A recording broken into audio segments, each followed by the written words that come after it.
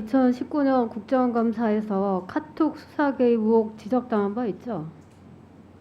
어떤 말씀이신지? 당시 대검 반부패 강력부장 신분으로 조국 전 장관 수사 담당자들하고 단톡방 만들어서 관련 내용을 수시로 공유했다. 그때 단톡방 이름이 JK였습니다. 조국을 뜻하는 것으로 유추가 됐죠. 그 당시에 뭐 하루 밀리더라도 차라리 무리스러운 쇼라는 걸 보이는 게 뭐 이런 메시지가 있었고, 그 당시 이게 이제 수사 기소 시점을 조율해서 대검이 여론 대응을 기획하는 대화이다. 이런 이제 이게 유추가 될 수 있었어요. 그리고는 언론에 보도가 되니까 바로 폭파가 됐고, 근데 나중에 이건 뭐 또 여론 파악용이다 이렇게 대답을 하셨습니다. 그 다음에 고발 사주 또 단톡방이 있었어요. 카톡 수사 개입 정황이 이제 고발 사주 사건에서도 나왔는데, 그 당시 한동훈 후보자가 포함된 기획 단톡방 의혹이 제기됐어요. 그 당시에 윤석열 당시 총장, 후보자, 권순정 당시 대검 대변인, 손중성 수사정보정책관 수십 통의 통화와 단톡방 대화가 오고 갔습니다. 45회, 뭐 30회. 그리고 그 다음 날에 2020년 4월 3일 김웅 당시 미래통합당 총선 후보가 손준성 보냄이라고 표기된 텔레그램 메시지로 범 여권 인사 등에 대해서 고발장을 조성은 씨에게 전달했습니다. 누군가 사주를 받은 고발장이 접수되기도 전에 당시 부산고검 차장검사였던 한동훈 후보자가 대검 수뇌부와 단톡방에서 수많은 대화를 나눈 것이죠. 이것도 상식적이지가 않습니다. 그 다음에 이 시기에 또 후보자는 부산고검 차장검사였는데도 불구하고 사건에 전혀 개입할 수 없는 이치인데 이 무렵에 3개월간 윤석열 당시 총장하고 2330회 카톡을 했고, 심지어 배우자인 김건희 씨와도 332회 카톡을 주고받았어요. 당시 그 카톡에 대해서 윤 총장 재직 중 윤 총장과 연락이 안 돼서 윤 총장 배우자 등에 통해서 윤 총장과 연락을 했던 것이다. 이렇게 변명을 했습니다. 이런 변명이 우리 대한민국 국민한테 통할 것이라고는 후보자도 생각을 하지 않을 것입니다.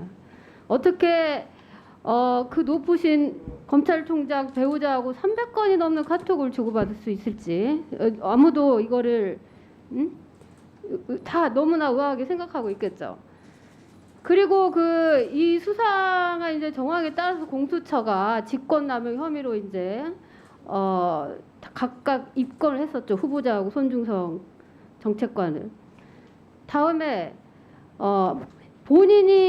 심지어 본인이 연루된 검언 유착 사건까지 이제 또 이렇게 개입을 합니다. 검언 유착 사건이 보도된 직후인 2020년 2월부터 4월까지 통신 내역 보면은 윤석열 당시 검찰총장하고 매일 여러 차례 통화를 하고 카톡도 200여 건을 주고받았어요. 그 당시에도 부산고검 차장이었죠. 그런데 당시 법무부 훈련 검사 윤리 강령에 보면 검사는 사건 관계자와 정당한 이유 없이 사적으로 접촉을 하면 안 됩니다. 그런데 윤석열 당선인이 당시 검찰총장이었는데 사건 터지자마자 사건 관계인인 후보자와 매일 통화를 하고 카톡을 주고받았어요. 후보자님, 예. 지금 온 국민으로부터 한동훈 후보자님이 윤석열 당선인과 가장 영향력 있는 사이고 그렇다라고 그런 여론이 있다라는 거는 알고 계시죠? 후보자가 지금 이것들을 제대로 우리가 검언 유착 사건을 제대로 못 밝힌 거는 휴대폰 포렌식을 한동훈 후보자가 거부를 했기 때문입니다. 그래서 은폐가 됐죠. 그리고 주요 사건이 있을 때마다 카톡을 통해서 수사에 관여하고 영향력을 행사한 걸로 의심이 되는 상황이 너무 많아요.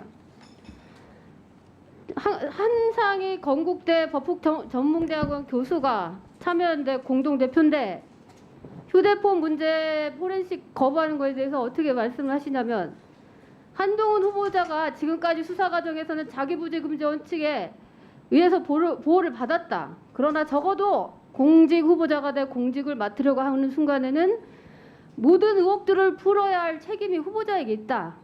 수사 때와는 전혀 다른 국면이니까 진술 거부권이나 방어권이라는 논리가 들어갈 부분이 아니다. 즉 고도의 도덕성을 시민단체에서도 요구하고 있습니다. 자, 후보자님, 이렇게 검찰 간부였을 때 사적 경로 통해서 대통령 후보자 배우자하고도 연락을 사적으로 그렇게 나누셨는데 대통령 배우자가 되면 카톡을 하겠습니까? 텔레그램으로 하겠습니까? 질문하신 건가요?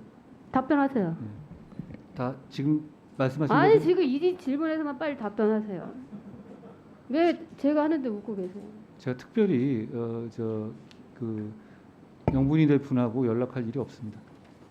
그때는 뭐라고 왜 그렇게 많이 했습니까? 332회 카톡을 왜 그 주고받았어요? 300회라는 것이요 하나하나 한 줄 그래 한 줄 세는 좋아요. 것이거든요. 무슨 말 그거 몇 했습니까? 달 많지 않고요. 그러니까 무슨 말 하셨어요? 자, 당시에 제가 부산고검 차장이었지만 조국 사건, 이재용 사건 그걸 그리고- 왜 검찰총장 배우자하고 합니까? 아닙니다.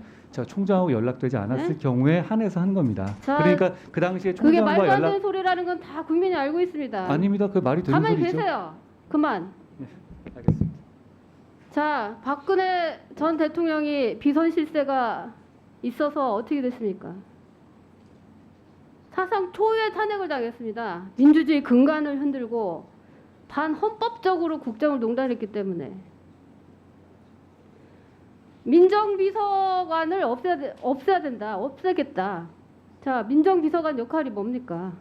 공식적인 시스템을 통해서 대통령에게 보고하는 거죠. 근데 이걸 없애버리면 국민을 어떻게 사찰하는지 알 수가 없죠. 국민 인권 침해가 언제 어떻게 이루어지는지 감시할 수도 없고 알아낼 수도 없습니다. 이거 다 걱정하고 있는 사안입니다. 국민들이. 이 비선실세 존재가 얼마나 무서운 존재인지 다 보셨지 않습니까? 우리 온 국민이 나가서 촛불 들고 네. 싸워야 했습니다. 국정농단의 그 참혹한 현상, 민주주의가 파괴된 현상에 대해서 온 국민이 그렇게 고생을 했습니다.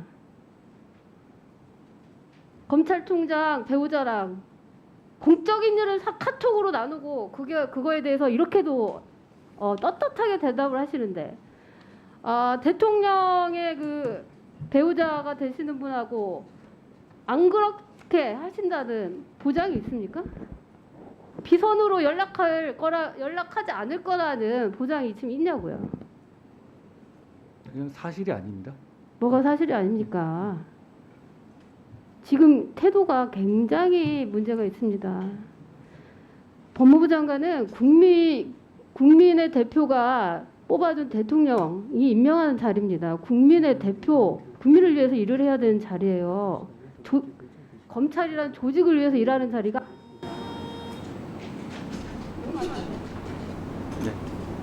답변을 다시 드릴까요? 하시라고요. 예, 잘 새기겠습니다. 뭐라고요? 잘 새기겠습니다. 비꼬는 겁니까? 왜 제가 잘 새겨 듣겠다고 말씀드렸습니다. 웃냐고요?